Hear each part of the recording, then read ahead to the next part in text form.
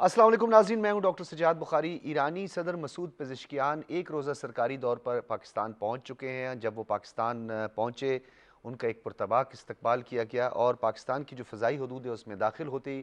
J F 17 thunder کا جو squad ہے اس نے حصار میں لیا ایرانی صدر کے طیارے کو اور نور خان ایئر بیس تک پہنچایا۔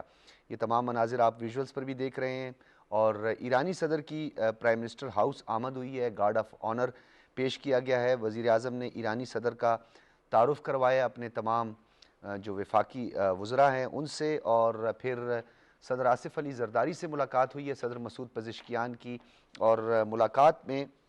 صدر آصف علی زرداری نے سپریم لیڈر آیت اللہ سید مجتبیٰ خامنہئی کے لیے نیک خواہشات کا اظہار بھی کیا ہے۔ ایران پاکستان کے تعلقات کو بہت اہمیت دیتا ہے، یہ کہنا تھا صدر مسعود پزشکیان کا، اور صدر مملکت کا اسلام آباد مفاہمتی یادداشت کے بعد اس پہلے دورے پر شکریہ ادا کیا گیا صدر مسعود پزشکیان کا، اور اس کے ساتھ ساتھ فیلڈ مارشل سید عاصم منیر سے بڑی ایک اہم ملاقات ہوئی ہے جس میں قریبی مشاورت جاری رکھنے کے عزم کا اعادہ کیا گیا ہے، اور مذاکرات میں جس طریقے سے تعطل آیا اس کے حوالے سے پاکستان کا کردار، علاقائی استحکام کے لیے پاکستان کا جو تعمیری کردار ہے اس کی بھی صدر مسعود پزشکیان نے تعریف کی۔ ناظرین، انتہائی اہم تصویراتی نوعیت کا یہ دورہ ہے، اور اس امن مذاکرات کے بعد یہ پاکستان کا پہلا اور صدر مسعود پزشکیان کا یہ دوسرا دورہ ہے۔ آپ بھی جانتے ہیں کہ اس وقت ایران پہ جس طرح سینکشنز ہٹائی گئی، اور کل جس طرح عباس عراقچی نے اپنے ایکس کے پیغام میں تمام تر تفصیلات سامنے رکھی کہ کس طرح ان پہ سینکشنز جو ہیں وہ ہٹا دی گئی ہیں، اسٹریٹ آف ہرمز کو کھول دیا گیا۔ مزید کیا ڈیولپمنٹس ہیں اور اس دورے کی کیا اہمیت ہے، اس پر بات کریں گے۔ اسلام آباد اسٹوڈیوز میں ہمارے ساتھ موجود ہیں رشید صافی، سینئر صحافی اور تجزیہ کار ہیں۔ بہت شکریہ رشید صافی صاحب، آپ ہمارے ساتھ موجود ہیں، سینئر صحافی ہیں، کالم نگار ہیں، مصنف ہیں۔ بہت شکریہ آپ کی تشریف آوری کا۔ ہمایوں خان ہمارے ساتھ موجود ہیں، سینئر صحافی اور تجزیہ کار ہیں۔ شنیلا عمار نے بھی ہمیں جوائن کیا ہے، سینئر صحافی ہیں اور مصنفہ ہیں۔ بہت بہت شکریہ شنیلا عمار آپ کا بھی۔ یہاں مجھے ایک بریک کا کہا جا رہا ہے، ناظرین جب بریک سے واپس آئیں گے پھر تفصیلاً اس پہ گفتگو کریں گے۔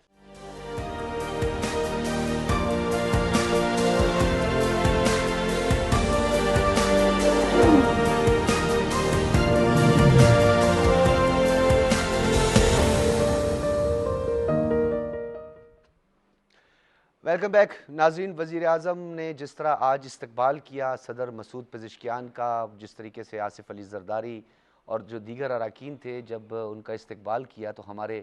پڑوس میں بہت زیادہ تکلیف تھی، اور اب یہ جو ترانہ آپ کے سامنے اور جو آپ نے ترانہ سنا اس میں پاکستان سے جس طرح محبت کا اظہار کیا گیا ہے، اور خاص طور پر انہوں نے پاکستان کے وزیر اعظم اور فیلڈ مارشل پر اعتماد کا اظہار کیا، اور ساتھ میں کہا کہ آپ نے ہمارا دل جیت لیا۔ یہ وہ ترانے جو آپ گائے بگائے سن رہے تھے، اس پر بھی ہم بات کریں گے، لیکن اس دورے کی جو انفرادیت ہے، اہمیت ہے، اس کا کیا امپیکٹ ہوگا اس پورے ریجن پر اور پاکستان کی اکانومی پر اور اوورآل، اس پر بات کرنے کے لیے رشید صافی بتائیے گا، ایک طویل کشیدگی، ایک طویل کانفلکٹ کے بعد جو ہے ہم نے یہ دیکھا کہ امریکہ اور ایران کے درمیان ایک انڈرسٹینڈنگ نظر آئی، فائنینشیل سینکشنز کو دور کیا گیا، اسٹریٹ آف ہرمز کو کھول دیا گیا، اور جو اکاؤنٹس منجمد کیے گئے تھے اس حوالے سے بھی بڑی پازیٹیو ڈیولپمنٹ سامنے آ رہی ہیں۔ پاکستان کا کردار اور بالخصوص اس دورے کی ٹائمنگ کو کیسے دیکھتے ہیں؟ جی بالکل، یہ دورے کی ٹائمنگ تو ڈاکٹر صاحب بہت ہی اہمیت کا حامل ہے، اور یہ جو آپ نے کہا کہ امریکہ اور ایران جو ایک دوسرے کے ساتھ مفاہمت تک پہنچے، تو یہ بھی ایک مشکل دور تھا پاکستان کے لیے، اور قطر نے بھی آخر میں پھر پاکستان کا ساتھ دیا، لیکن الحمدللہ پاکستان کو اللہ تعالیٰ نے عزت دی، اور پاکستان کی سفارتکاری کا ڈنکا آج پوری دنیا میں بج رہا ہے۔ یہ جو ایرانی صدر آئے ہیں، اور آپ نے جو ابھی ایک بالکل خون گرما دینے والے جو ایرانی نغمہ جو آن ایئر کیا ہے، ناظرین نے اس کو سنا ہوگا، وہ اس کے چونکہ زیادہ فارسی نہیں سمجھتے، لیکن ان کا یہی ہے کہ پاکستان نے مشکل وقت میں، یہ ایرانی عوام نے اپنے صدر کے ذریعے پاکستان کو یہ پیغام دیا ہے کہ پاکستان نے مشکل وقت میں ایرانی عوام اور ایرانی حکومت اور ایرانی سالمیت کا ساتھ دے کر ایک مخلص دوست کا اظہار کیا ہے، اور ایران پاکستان کے لیے ایسے جذبات رکھتا ہے جو دنیا میں کسی اور ملک کے لیے ان کے دلوں میں نہیں ہے، اور پاکستان کی سلامتی کی بھی اس میں پوری ایک داستان بیان کی گئی ہے۔ تو اس سے اب ثابت ہوتے ہیں، دیکھیں نغمے ترانے تو ملک اپنے لیے بناتے ہیں، قومی ترانے بنتے ہیں، خصوصی ایام کے حوالے سے ترانے بنتے ہیں۔ یہ بہت ہی کم ایسے مواقع دنیا کی تاریخ میں ہمیں سامنے نظر آئے ہیں کہ ایک قوم جو ہے دوسرے ملک کے جو ان کی تعریف کے لیے عوامی سطح پہ اس قدر پرجوش ہے کہ وہ دوسرے ملک کے، اپنے ملک کے بجائے دوسرے ملک کے لیے وہ ترانے تیار کرنے پہ مجبور ہوئے ہیں۔ تو یہ اس سے قبل بھی ایرانی پارلیمنٹ نے بھی پاکستان تشکر جو ایرانی عوام ہے وہ اس سے پہلے بھی سڑکوں پہ نکل کر آئی، پاکستان کا ریاستی پرچم سطح اٹھا کے۔ پہ تو کوئی شعبہ نہیں ہے ڈاکٹر صاحب، قیام پاکستان سے لے کر ایران پہلا ملک تھا جس نے پاکستان کو تسلیم کیا تھا اور پاکستان کی دلجوئی کی تھی۔ ریاستی سطح پر، پارلیمانی سطح پر، سرکاری سطح پر تو ایران اور پاکستان کی دونوں ریاستوں کی قربتیں کسی سے پوشیدہ نہیں ہے، لیکن یہ جب سے امریکہ نے اور اسرائیل نے یلغار کر دی تھی ایران پہ، اس کے بعد جو ایرانی عوام پاکستانی عوام کے قریب آئی ہے، پاکستانی قیادت کے جو مخلصانہ کوشش ہے، یہ ہم تاریخ میں پہلی دفعہ دیکھ رہے ہیں۔ ہم پہلے بھی ایران کو جانتے تھے، پہلے بھی ایرانی عوام کے ساتھ جو تھے ہماری ہمدردیاں موجود تھی، لیکن اس جنگ نے ایک نئے رشتے کو جنم دیا ہے، اور مسعود پزشکیان صاحب کا فوری طور پر سوئٹزرلینڈ میں جو مفاہمتی یادداشت کا پہلا دور جو کامیابی سے مکمل ہوا، دیکھیں یہ اعتماد اور پاکستان کو عزت دینے کا جو ایک سبب ہے، اس کی یہ وجہ بھی آپ نوٹ کر لیجئے گا ڈاکٹر صاحب، کہ ایک تو ایرانی وفد نے، یہ میڈیا رپورٹیں ہیں کہ جب امریکی وفد کے سامنے وہ نہیں آنا چاہ رہے تھے، جب ڈونلڈ ٹرمپ صاحب نے انتہائی کوئی اشتعال انگیز بیانات پاکستانی قیادت کو اختیار دیا گیا تھا، آمادہ کیا ایرانی قیادت کو۔ یہاں مجھے بریک کا کہا جا رہا ہے، رشید صافی صاحب بریک سے واپس آئیں گے، ڈاکٹر فاروق عادل سے پوچھیں گے کہ یہ تاریخ ساز جو لمحات ہیں وہ اپنی زبانی کیسے اسے بیان کرتے ہیں۔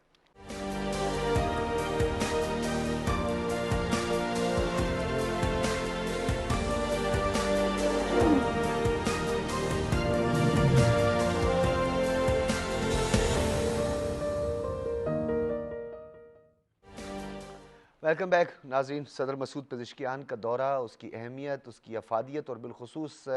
موجودہ جو سینیریو ہے جہاں پہ ایک طویل فائنینشیل سینکشنز کے بعد ایران کو ایک اپرچونٹی بھی ملی ہے، اور ساتھ میں پاکستان اپنے ایران کے ساتھ ایک بہت طویل سرحد سے جڑا ہوا ہے، اور پاکستان بھی اس وقت اپنی معیشت کو بھی دیکھ رہا ہے، ایران بھی دیکھ رہا ہے۔ ڈاکٹر صاحب کس طرح دیکھتے ہیں آپ اوورآل اس تاریخ ساز لمحات کو؟ کیونکہ تاریخ ساز لمحات تو سوئٹزرلینڈ سے ہی شروع ہو گئے تھے، بلکہ اسلام آباد ڈائیلاگز جب سٹارٹ ہوئے تھے، اسلام آباد ٹاکس، تب سے ہی ہم نے دیکھا۔ لیکن اس دورے کے حوالے سے بالخصوص میں چاہوں گا کہ آپ اس پہ ذرا روشنی ڈالیے گی، اور اس کی ٹائمنگ بڑی اہم ہے۔ شکریہ ڈاکٹر صاحب۔ دیکھیں یہ ابھی آپ نے ایک ٹرم بولی، تاریخ ساز لمحات۔ اگر آپ مجھے اجازت دیں تو میں یہ کہوں گا کہ تاریخ ساز عہد، یہ ایک عہد ہے، اس کی تاریخ لکھی جا رہی ہے، اور ہم آپ سب اس کے گواہ ہیں، اور یہ ہم اگلی نسلوں کو یہ تاریخ منتقل کریں گے۔ صدر مسعود پزشکیان پاکستان کیوں تشریف لائے، اور اس وقت کا انتخاب انہوں نے کیوں کیا، یہ ہے آپ کا سوال۔ جی، اس سوال کا یعنی جواب یوں سمجھیے کہ جب تہران سے روانہ ہونے لگے صدر مسعود پزشکیان، تو اس موقع پر ارنا جو ان کی ایک نیوز ایجنسی ہے، ان کے رپورٹر نے سوال کیا کہ سر آپ کیوں پاکستان جا رہے ہیں؟ تو انہوں نے کہا کہ میں 2 وجہ سے پاکستان جا رہا ہوں۔ ایک وجہ اس کی یہ ہے کہ ایران کے لیے ایک مخلص بھائی اور دوست کی حیثیت سے پاکستان نے جو کردار ادا کیا ہے، اسے سراہنے کے لیے میں پاکستان جا رہا ہوں، اور اپنے بھائیوں کا شکریہ ادا کرنے کے لیے پاکستان جا رہا ہوں۔ یہ ان کی گفتگو کا ایک حصہ یہ ہے۔ ان کی گفتگو کا دوسرا حصہ یہ تھا کہ جو معاہدہ، جو ڈیل ہماری امریکہ کے ساتھ ہو رہی ہے، اور جتنے فیصلے اب تک ہو رہے ہیں، ان پر عمل درآمد کا جائزہ لینے کے لیے میں اسلام آباد جا رہا ہوں۔ اس سے کیا مطلب نکلتا ہے؟ 2-3 باتیں۔ ایک بات یہ کہ جس وقت یہ سوئٹزرلینڈ کی طرف منتقل ہوئی بات چیت، اور وہاں یہ سب چیزیں تفصیلات جس کی سامنے آئیں، اور پھر اس دوران میں قطر بھی ایکٹیو ہوا، تو اس مرحلے پر کچھ پاکستان دشمن جن کا آپ نے اشارہ کیا ہے وہ، اور کچھ ایسے لوگ جنہیں آج وزیر اعظم پاکستان محمد شہباز شریف نے قومی اسمبلی میں کھڑے ہو کر کہا کہ یہ وقت اختلاف پیدا کرنے کا اور پاکستان کی کامیابیوں میں اختلافات کی دھول میں گم کر دینے کا نہیں، یہ وقت ایک معزز مہمان کو خیر مقدم کرنے کا ہے۔ بالکل۔ تو وہ کیا ہے؟ وہ یہ ہے کہ اب بھی پاکستان کی مرکزی حیثیت برقرار ہے، یعنی جو ڈیل ہوئی ہے ایران اور امریکہ کے درمیان، اس کا اگر کوئی ضامن ہے، اس پر عمل درآمد کرانے کا کوئی ذمہ دار ہے اور کوئی مرکزی کردار ہے تو وہ پاکستان ہے۔ تو یہ وہ لوگ کان کھول کر سن بھی لیں اور آنکھیں کھول کے دیکھ بھی لیں، کھول آنکھ زمین دیکھ، فلک دیکھ، فضا دیکھ، مشرق سے ابھرتے ہوئے سورج کو ذرا دیکھ۔ تو یہ چیز جو ہے اس وقت پاکستان کے چاہے اندرونی دشمن ہیں بیرونی دشمن ہیں، وہ یہ دیکھ لیں کہ پاکستان کو یہ مرکزی حیثیت حاصل ہو گئی ہے اور ایک ایسی طاقت کی حیثیت اختیار کر گیا ہے جو امن کو پروموٹ کرتا ہے، امن کا یعنی یوں کہہ لو پیامبر ہے پاکستان، امن کا سفیر ہے، بالکل امن کا سفیر اور پیامبر بن گیا ہے اس سچویشن میں۔ تو یہ اس کی حیثیت ہے، اور صدر پزشکیان کا سوئٹزرلینڈ میں برگن اسٹاخ میں جو معاہدہ جو تفصیلات طے ہوئی ہیں اس کے فوری بعد پاکستان آنے کا مطلب یہ ہے کہ پاکستان کے اس کردار کا جو اس نے تیسری عالمی جنگ کے راستہ روکنے میں کردار ادا کیا، اس نے جو اس خطے کی تباہی کو روکنے کے لیے کیا، بالکل اس نے مسلم دنیا کے درمیان اختلافات جو پیدا کر رہا تھا اسرائیل اور اس کے درمیان جنگ کے شعلوں کو ہوا دے رہا تھا، اس پر پانی ڈالنے کا جو کردار ادا کیا، اس پر خراج تحسین پیش کرنے کے لیے ہمارے محترم مہمان صدر مسعود پزشکیان پاکستان تشریف لائے۔ ٹھیک ہے، ہم اس کا خیر مقدم بھی کرتے ہیں اور توقع کرتے ہیں کہ یہ جو مبارک پیش رفت ہوئی ہے یہ آگے بڑھتی رہے گی انشاءاللہ۔ اچھا ہمایوں خان صاحب یہ بتائیے گا کہ ایک تو پہلو بلکہ کئی پہلو جو ہیں ان کا ذکر بھی کیا، اور ایرانی میڈیا سے جب صدر مسعود پزشکیان نے دورے سے قبل جب بات کی تو اپنے ایک مخلص دوست کے پاس جا رہے ہیں، یہ ان کا جواب تھا، لیکن اس کا ایک اور پہلو جو ہے میں چاہوں گا اس پہ روشنی ڈالیے گا، کیونکہ جب یہ سوئٹزرلینڈ ٹاکس ہوئی یا جو تکنیکی سطح کے مذاکرات ہوئے جس کے لیے ایک میکینزم بھی طے کیا گیا،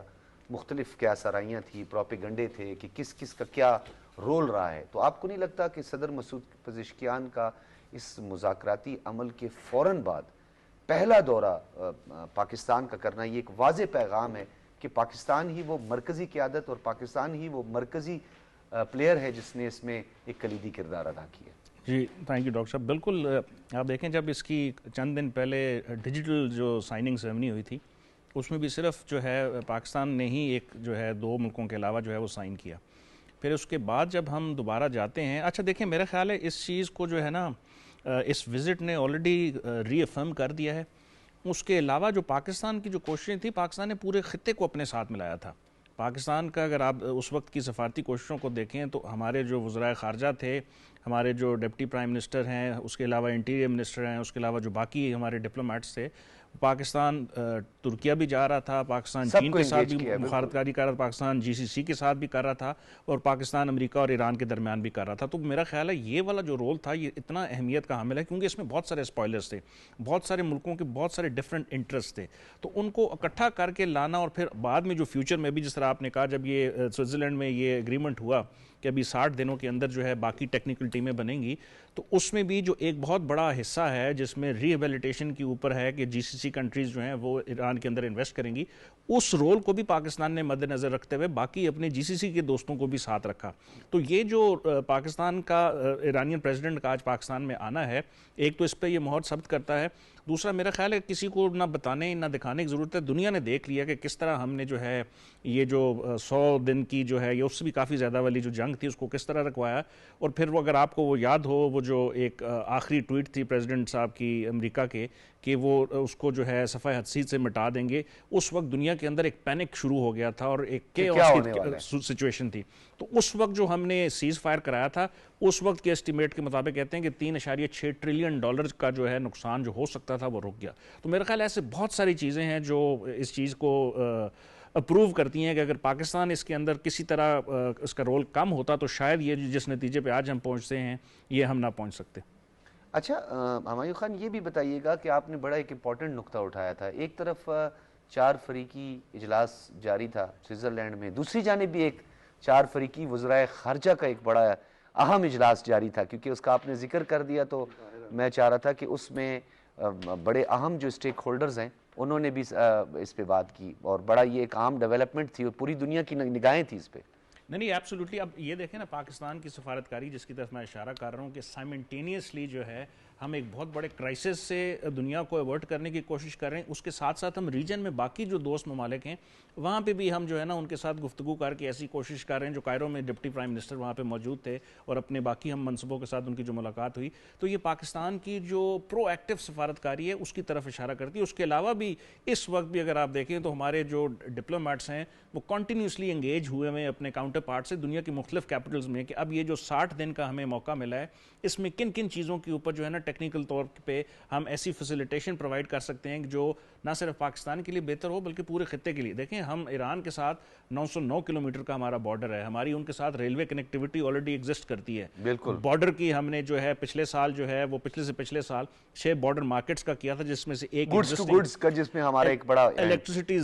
سیستان اور بلوچستان کے اندر جو ہے ہم تقریباً 100 میگا واٹ الیکٹریسٹی ابھی تک ہم لے رہے ہیں. اس کے علاوہ بے تحاشا چیزیں ہیں, پیٹروکیمیکل ہے, رائس ہے, میٹ ہے, مینگو ہے. اس کے علاوہ جو ہے ہمیں اب جو موقع ملا ہے, اور یہ جو ایران گیس پائپ لائن ہے, میرا خیال اتنے ہیوج پوٹینشیل کی یہ پروجیکٹس ہیں کہ اگر یہ سینکشنز بدستور ختم رہتی ہیں اور 21 اگست کے بعد سے ایک کانفیڈنس بلڈنگ میجر کے طور پہ, اور ادروائز اگر ایک پوٹینشیل ایسا ایگریمنٹ ہو جاتا ہے تو یہ جو ریجن ہے پاکستان اور ایران کا, ابھی رشید صاحب اس پروگرام سے پہلے گلوبل ساؤتھ کی بات کر رہے تھے, میرا خیال ہے گلوبل ساؤتھ یہاں سے اٹھے گا اور آپ کو جو نظر آئے گا کہ یہ پورا جو ساؤتھ ایسٹ ایشیا اور مڈل ایسٹ ہے یہ کس تیزی سے ترقی کرتا ہے. اچھا ہمایوں خان, آپ نے جو بات کی میں اس میں ایک چیز کا مزید بھی اضافہ کرتا چلوں, یہ جو پورٹس کنیکٹیوٹی ہے یہ بڑی اہم ہے. بلو اکانومی آپ کو پتہ ہے سب سے زیادہ پوری دنیا میں اکانومی میں کنٹریبیوٹ کرتی ہے, اور سب سے زیادہ تجارت جو ہوتی ہے وہ بھی بلو اکانومی سے ہی ہوتی ہے. تو شنیلا ہمارا یہ بتائیے گا کہ ایک طرف تو دونوں ممالک کے اجتماعی مفادات, چاہے وہ سرحدوں کے ساتھ جڑے ہوں, مذہب کے ساتھ جڑے ہوں, ثقافت کے ساتھ جڑے ہوں, بہت ساری چیزوں میں سملیرٹیز ہیں, لیکن کچھ فائنینشیل سینکشنز کے بعد اب ایک اپرچونٹی دونوں ممالک کو یہ ملی ہے. ایک تو وہ اپنی ٹریڈ کر سکیں گے آزادانہ طور پر, دوسرا پاکستان کے ساتھ جو عظیم الشان منصوبے ہیں ایران کے, جس میں روڈ انفراسٹرکچر, زیدان تافتان والی جو سڑک کا ذکر بھی ابھی ریلوے کا ذکر کیا, اس طرح مزید جو ہے وہ وسعت ملے گی ہماری معیشت کو. اس پہ بھی ذرا روشنی ڈالیں. بہت شکریہ ڈاکٹر صاحب. دیکھیں پاکستان کے ایران کے ساتھ بڑے درینہ برادرانہ جو ہے تعلقات ہیں, اور لیکن یہ تھا کہ کچھ ایسی پابندیاں لگی ہوئی تھی جس کی وجہ سے پاکستان جو ان منصوبوں پہ اوپر عمل درآمد نہیں کر پایا تھا. پریزیڈنٹ زرداری نے 2009 میں ایران میں گئے اور جا کے گیس پائپ لائن کا جو تھا منصوبہ اس کی بنیاد رکھی, لیکن پاکستان کے لیے مجبوری یہ ہوگی تھی جو امریکن پابندیاں لگی ہوئی تھی پاکستان اس کو پایا تک میل تک نہیں پہنچا سکے. ایران نے اپنی سائڈ کا کام کر دیا ہوتا, ہماری سائڈ پہ یہ تھا کہ اگر ہم اس منصوبے کی طرف جاتے تو بہت ہیوی جرمانے لگ سکتے جس کی پاکستانی معیشت متحمل نہیں ہو سکتے تھے. لیکن اب یہ جو ہوا ہے, ثالثی کا پاکستان نے کردار ادا کیا ہے, اور جو 2 ممالک تھے جن کے درمیان بہت زیادہ بد اعتمادی تھی ان کو ایک ٹیبل پہ بٹھا کے مذاکرات کروا کے کسی نہ کسی ایک ایگریمنٹ کی طرف لے کے جائیں گے. اس نے پاکستان کے لیے بہت سی ونڈو آف اپرچونٹیز جو ہے وہ بھی پیدا کر دی ہیں. اب آپ دیکھیں کہ پاکستان اور ایران دونوں یہ چاہتے ہیں کہ بارڈرز کا کوئی سیکیورٹی میکینزم بنایا جائے تاکہ جو دہشت گردی ہے اس کا خاتمہ ہو, جو بارڈر کے اوپر سمگلنگ ہوتی ہے اس کا خاتمہ ہو. اگر ٹریڈز کی باقاعدہ وہاں پہ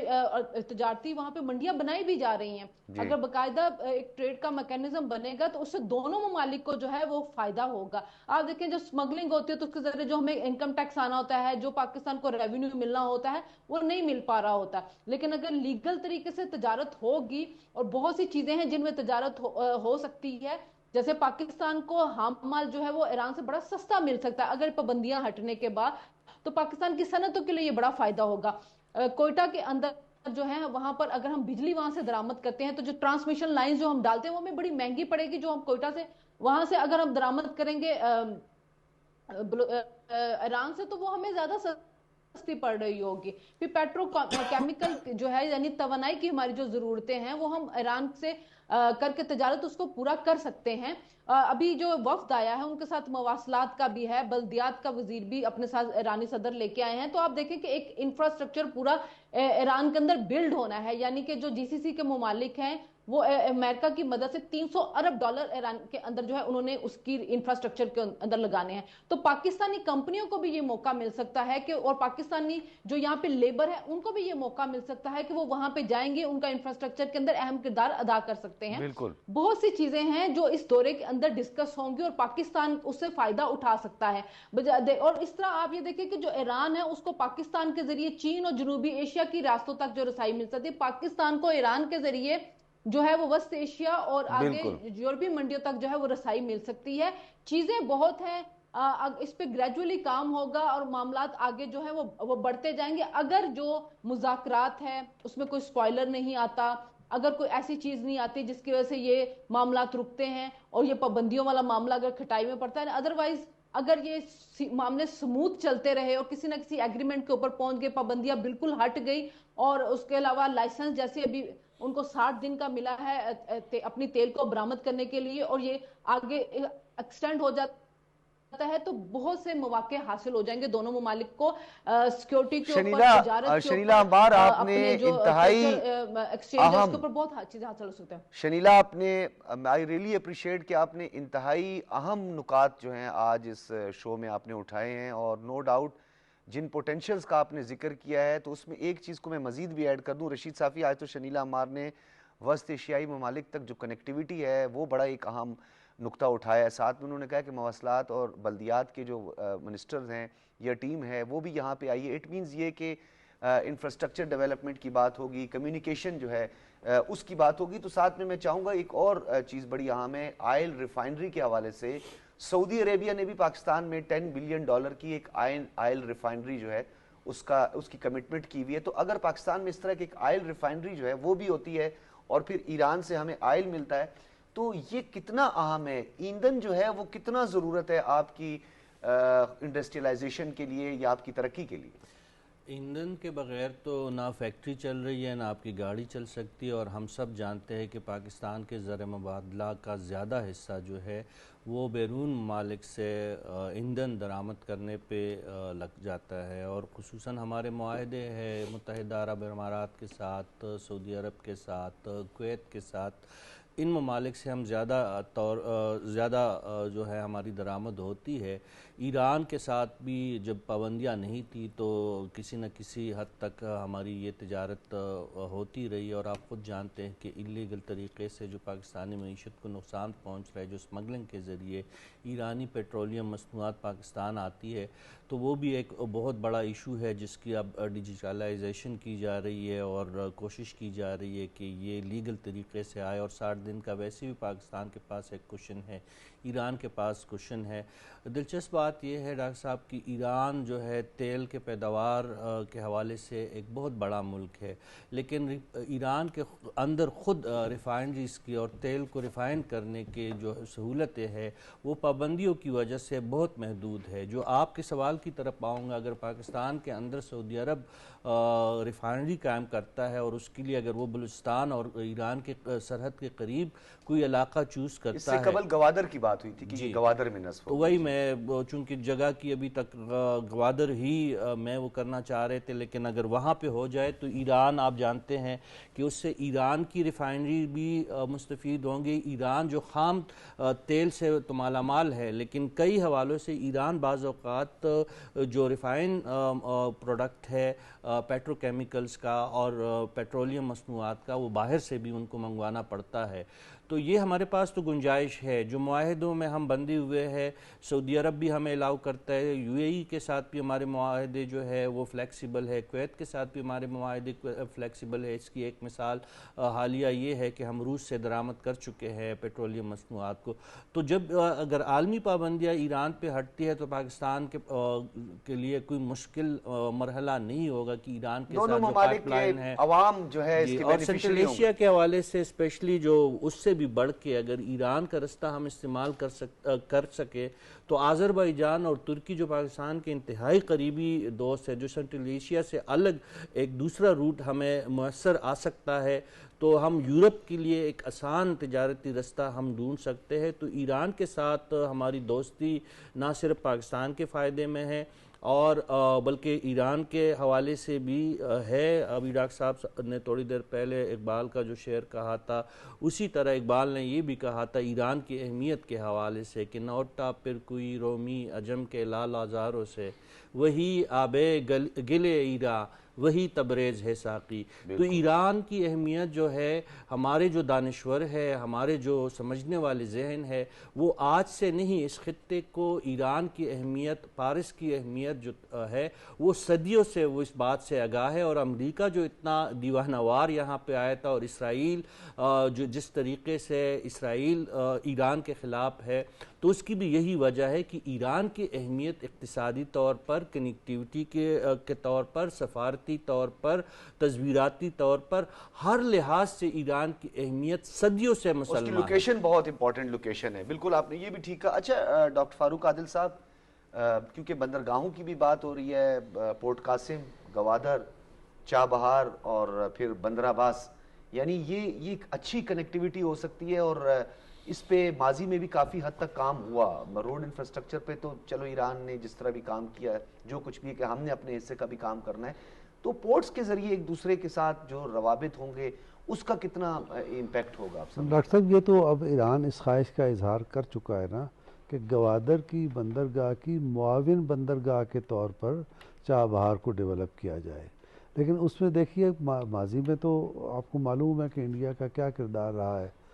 اور اس نے یعنی وہاں تک پہنچ گئے چابہار تک، اور اس پہ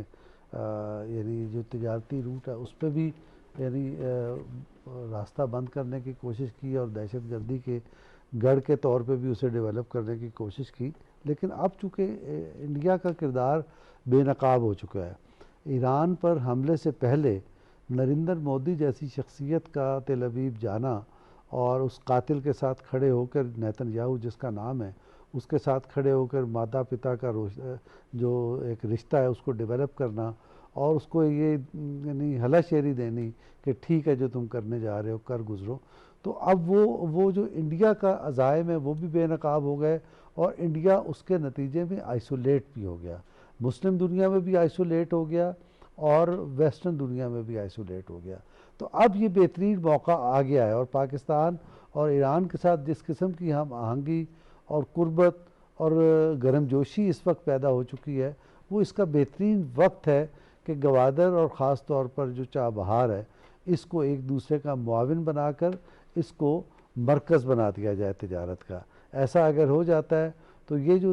سالہ سال سے دہائیوں سے ایران آئسولیشن کا شکار رہا ہے، اور ہمارے بعض حالات کی وجہ سے ہمارے ساتھ جو مسائل رہے ہیں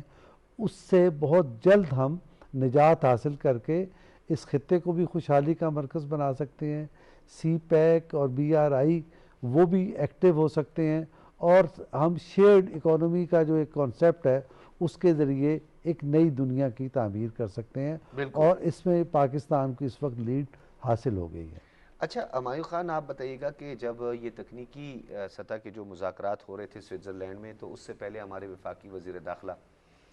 بھی گئے، انہوں نے بڑا ان کا ایک اہم دورہ یہ سمجھا جاتا ہے۔ متعدد بار جب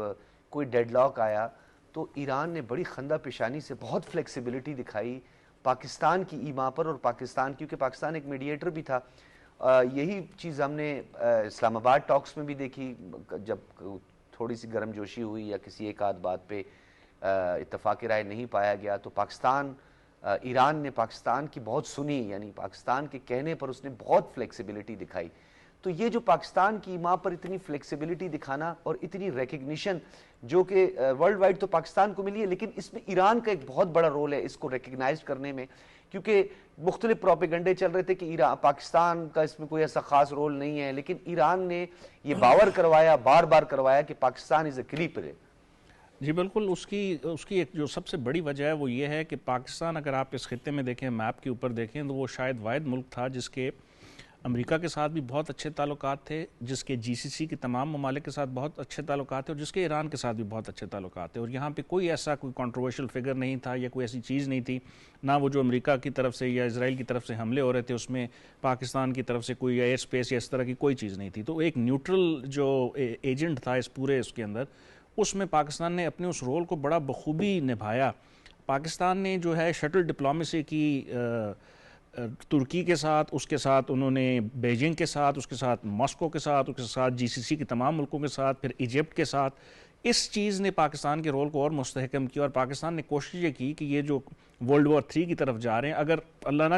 کرتا یہ کرائسس اور بڑھتا تو اس کا نقصان نہ صرف پاکستان کو ہوتا بلکہ پوری دنیا کو ہوتا. اور اس کا ہم نے ایک دفعہ دیکھ بھی لیا کہ جو سپلائی چین ڈسٹرب ہوئیں، آئل کی پرائسز پوری دنیا میں اوپر گئیں. تو میرا خیال ہے یہ پاکستان کا رول جو ہے